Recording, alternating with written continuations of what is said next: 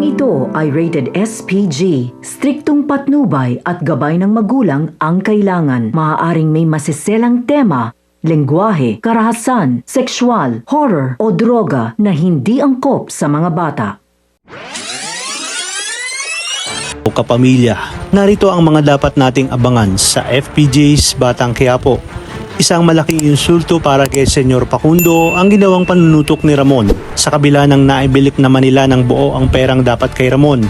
Kaya naman sinabi niya kay Marcelo na panahon na upang putulin nila ang ugnayan nila sa mga Montenegro at hindi nga siya sang-ayon sa mangyayaring kasalan at dahil nga lang ito sa pamimilit ni Senyora Bettina.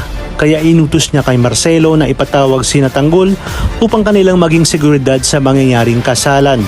Kinakailangan magawa o ni Tanggol ang lahat upang hindi matuloy ang kasal. At kapag nangyari nga ito, ay buo nang makukuha ni Tanggol ang bayad at ang kanyang tiwala.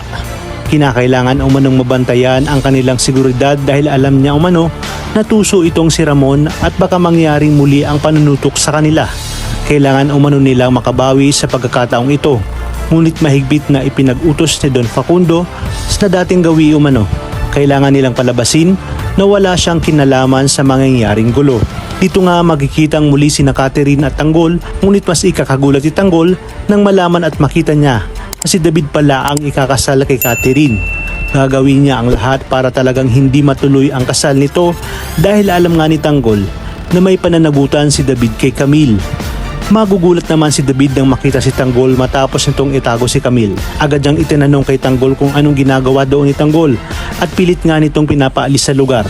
Alam niya kasing sa oras na malaman ni Tanggol na ginagamit niya ang pagkataong ito at makitang muli ni Ramon ay tiyak mawawala sa kanya ang lahat at siguradong papatayin siya ni Ramon. Hanggang sa marindigan ni Tanggol ang iyak ni Camille na humihingi ng saklolo at ang nakita ni Camille si Tanggol ay diretsahan itong sinabi na si David ang may gawa sa kanya nito at nagpapanggap lang ito bilang Tanggol. Kaya naman kailangan gawin umano ng kanyang Kuya Tanggol ang lahat para matigil ang kasalang ito. Dito na nga mangyayari ang sunod-sunod na revelasyon na matutunghayan ng ating bida. Malalaman na rin ni Olga na sa mga kabalyero pala nagtatrabaho itong si Tanggol na tiyak nga at malaki ang tsansa na muling magkrus ang landas ng tunay na mag-ama.